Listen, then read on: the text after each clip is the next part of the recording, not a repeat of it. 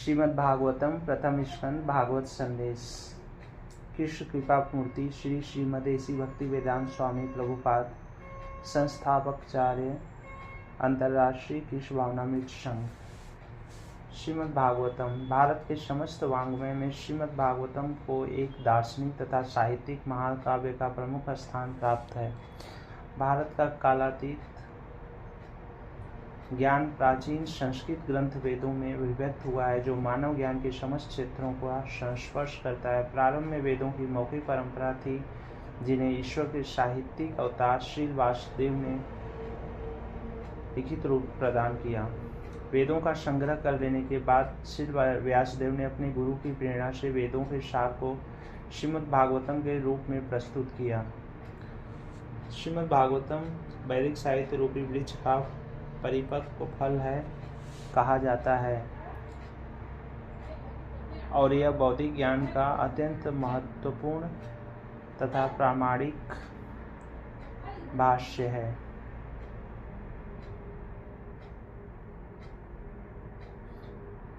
मुख पृष्ठ का विवरण। पॉइंट नंबर 1, आदि वैकुंठ, जिसकी उपमा कमल पुष्प के गुच्छ से की गई है, गोलोक वृंदावन कहलाता है।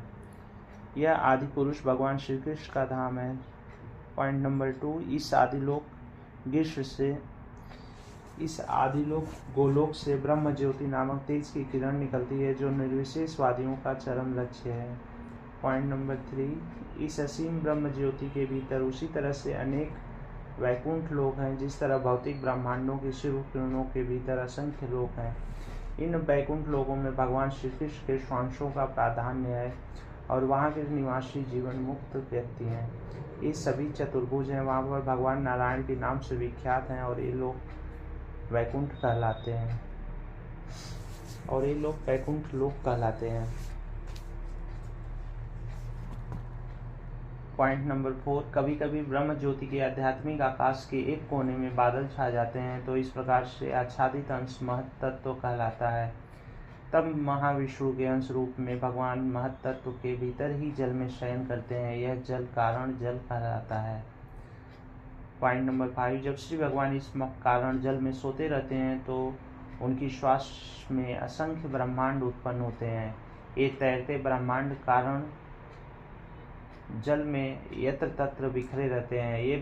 ये महाविष्णु की एक श्वास की अवधि तक ठहरे रहते हैं।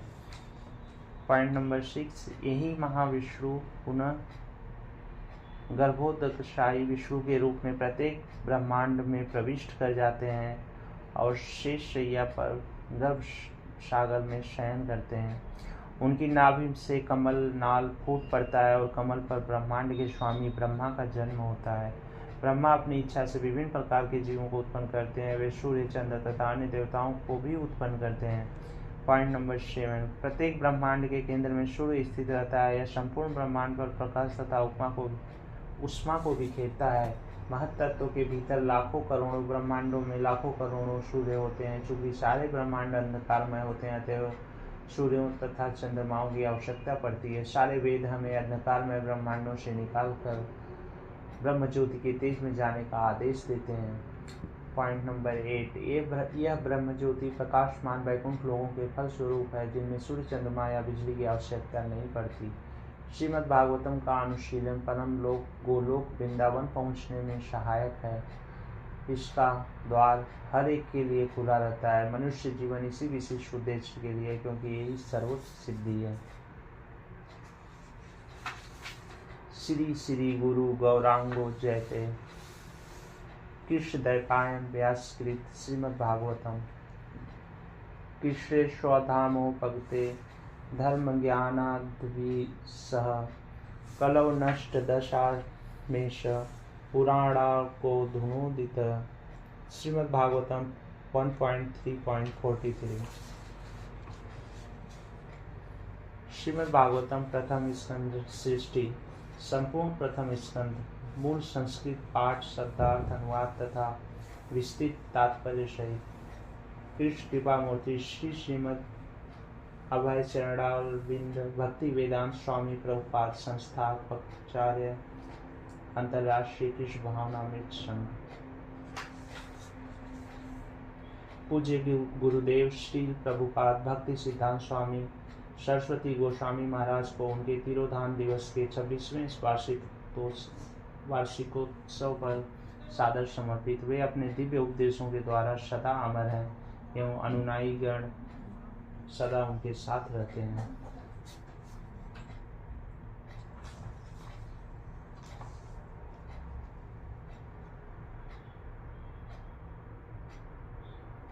आमुख।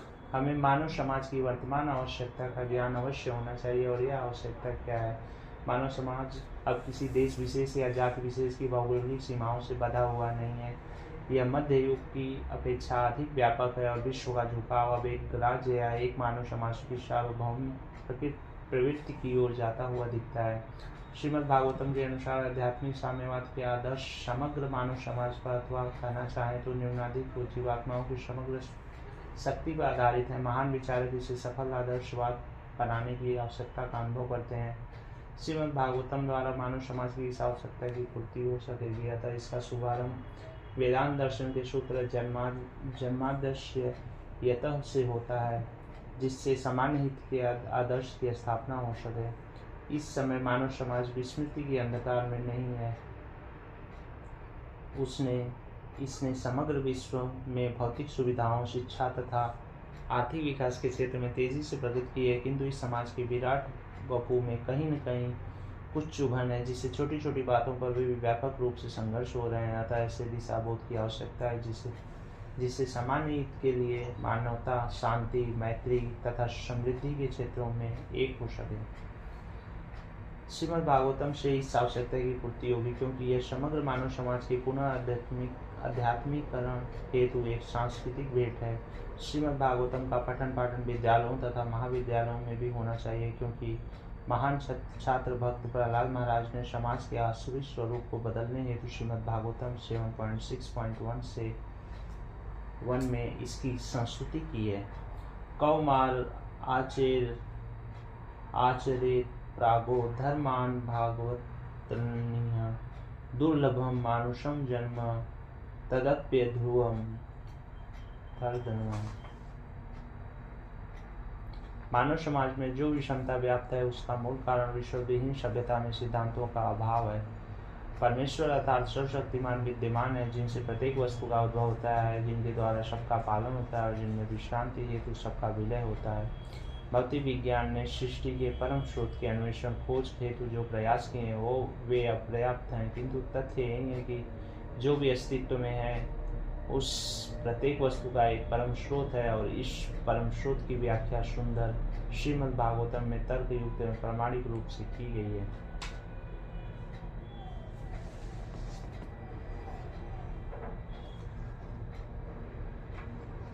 श्रीमद् भागवतम न केवल प्रत्येक वस्तु के परम स्रोत को जानने हेतु दिव्य विज्ञान है, अपितु ईश्वर से अपने संबंध को जानने और इस पूर्ण ज्ञान के आधार पर मानव समाज की पूर्णता के प्रति अपने कर्तव्य को पहचानने का दिव्य विज्ञान है। यह संस्कृत भाषा में ओजपूर्ण पठनीय सामग्री है, जिसका अब संस्कृत से हिंदी में विस्तृत अनुवाद किया गया है, जिससे लोग इसके सतर्क पठन मात्र से ईश्वर को भली बात समझ सकेंगे। यही नहीं, इसका पाठक नास्तिकों द्वारा किए जाने वाले प्रहारों से अपनी रक्षा करने हेतु पर्याप्त शिक्षित भी बन सकेगा। इसके अतिरिक्त पाठक दूसरों को भी सुनिश्चित सिद्धांत के रूप में ईश्वर को स्वीकार कराने में सक्षम हो सकेगा। श्रीमद् भागवतम का शुभारंभ परम स्रोत की परिभाषा से होता है। यह श्रील व्यासदेव द्वारा रचे वेदांत सूत्र पर उन्हीं का प्रामाणिक भाष्य है, जो क्रमशः 9 स्कंदों में विकसित होकर भगवत साक्षात्कार की सर्वोच्च अवस्था तक पहुँचता है। दिव्य ज्ञान की इस महान कृति के अध्ययन हेतु मनुष्य में जिस एकमात्र योग्यता की आवश्यकता है, वह सावधानी के साथ साथ एक एक पग करके आगे बढ़ा जाए और किसी साधारण पुस्तक के समान पढ़ने में कूद फांद न मचाई जाए, अपितु इसके अध्यायों को क्रम पूर्वक एक एक करके पढ़ा जाए। संपूर्ण पाठ इस प्रकार व्यवस्थित किया गया है कि प्रथम मूल संस्कृत पाठ, फिर संस्कृत शब्दों के पर्याय और तब अनुवाद तथा तात्पर्य दिए गए हैं, जिससे कि जब कोई प्रथम 9 स्कंदों को समाप्त कर ले तो उसे निश्चय भागवत सच साक्षात्कार हो पाए। इसका 10वां स्कंद प्रथम 9 स्कंदों से भिन्न है, क्योंकि इसका सीधा संबंध भगवान श्री कृष्ण की दिव्य लीलाओं से है। जब तक प्रथम 9 स्कंदों को पढ़ नहीं लिया जाता, तब तक 10वें स्कंद के प्रभावों को ग्रहण नहीं किया जा सकता। यह ग्रंथ 12 स्कंदों में पूरा हुआ है। इनमें से प्रत्येक स्कंद अपने आप में स्वतंत्र हैं, किंतु सबके लिए उत्तम होगा कि वे क्रमशः एक के बाद दूसरे स्कंद को छोटे छोटे टुकड़ों में पढ़ें। श्रीमद् भागवतम को प्रस्तुत करते हुए मैं अपनी न्यूनताओं को स्वीकार करता हूँ, किंतु फिर भी मुझे विश्वास है कि श्रीमद् भागवतम 1.5.11 के निम्नलिखित कथन के आधार पर विचारक तथा समाज के नायक इसका स्वागत करेंगे। तद्वागीर्षर्गो जनता ध्वुविप्लो यस्मिन् प्रतिश्लोक बद्धवत्यपि नामान्यनतस्य यशो गीतानि यत शृण्वन्ति गायन्ति गृह्णन्ति साधव। इसके विपरीत वह साहित्य जो अनंत श्री भगवान के नाम, यश, रूप तथा लीलाओं की दिव्य महिमाओं के वर्णनों से परिपूर्ण है, एक दिव्य रचना है जो इस विश्व की भ्रमित की गई सभ्यता के अपवित्र जीवन में क्रांति लाने के उद्देश्य से रची गई है। ऐसा दिव्य साहित्य भले ही अनियमित रूप से प्रणीत हो, किंतु उसे पवित्र एवं धर्मनिष्ठ साधुजनों के द्वारा सुना, गाया और स्वीकार किया जाता है। ओम तत्सत। एसी भक्ति वेदांत स्वामी। प्रस्तावना। यह श्रीमद् भागवतम पुराण सूर्य के समान तेजस्वी और धर्म ज्ञान आदि के साथ श्री कृष्ण द्वारा अपने धाम चले जाने के उपरांत इसका उदय हुआ। जिन मनुष्यों ने कलयुग में अज्ञान के गहन अंधकार के कारण अपनी दृष्टि खो दी, उन्हें इस पुराण से प्रकाश प्राप्त होगा। श्रीमद् भागवतम 1.3.43। भारत का कालातीत ज्ञान प्राचीन संस्कृत ग्रंथों अर्थात वेदों में व्यक्त हुआ है, जो मानव ज्ञान के समस्त क्षेत्रों को स्पर्श करने वाला है। प्रारंभ में इसका संरक्षण मौखिक परंपरा द्वारा होता रहा, किंतु 5000 वर्ष पूर्व सर्वप्रथम श्री भगवान के साहित्यिक अवतार श्री व्यासदेव ने वेदों को लिखित रूप प्रदान किया। वेदों के संकलन के पश्चात उन्होंने उनके सारांश को वेदांत सूत्र के रूप में प्रस्तुत किया। श्रीमद् भागवतम, श्रीमद् भागवत पुराण स्वयं श्री व्यासदेव द्वारा विरचित उनके वेदांत सूत्र का भाष्य है। इसकी रचना उन्होंने अपने आध्यात्मिक जीवन की परिपक्व अवस्था में अपने गुरु श्री नारद मुनि के निर्देशन में की थी। वैदिक वांग्मय रूपी वृक्ष का परिपक्व फल कहा जाने वाला यह श्रीमद् भागवतम वैदिक ज्ञान का सर्वाधिक पूर्ण एवं प्रामाणिक भाष्य है। श्रीमद् भागवतम की रचना कर लेने के पश्चात श्री व्यासदेव ने अपने पुत्र मुनि श्री सुखदेव गोस्वामी को इसका सार भाग हृदयंगम कराया। तत्पश्चात श्री सुखदेव गोस्वामी ने हस्तिनापुर अब दिल्ली में गंगा तट पर विद्वान मुनियों की एक सभा में महाराज परीक्षित को संपूर्ण श्रीमद् भागवतम सुनाया।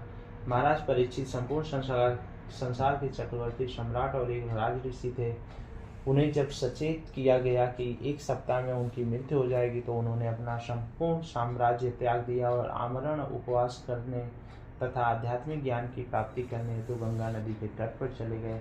श्रीमद् भागवतम का शुभारंभ सम्राट परीक्षित द्वारा श्री सुखदेव गोस्वामी से पूछे इस गंभीर प्रश्न से प्रारंभ होता है। आप महान संतों तथा भक्तों के गुरु हैं, अतः मैं आपसे समस्त मनुष्यों के लिए और विशेष रूप से मार्गदर्शन मनुष्य के लिए पूर्णता का मार्ग दिखलाने की याचना करता हूँ। कृपया मुझे बताएं कि मनुष्य के लिए श्रवण, कीर्तन, स्मरण और आराधन का विषय क्या होना चाहिए और उसे क्या नहीं करना चाहिए। कृपया मुझे सब समझाइए।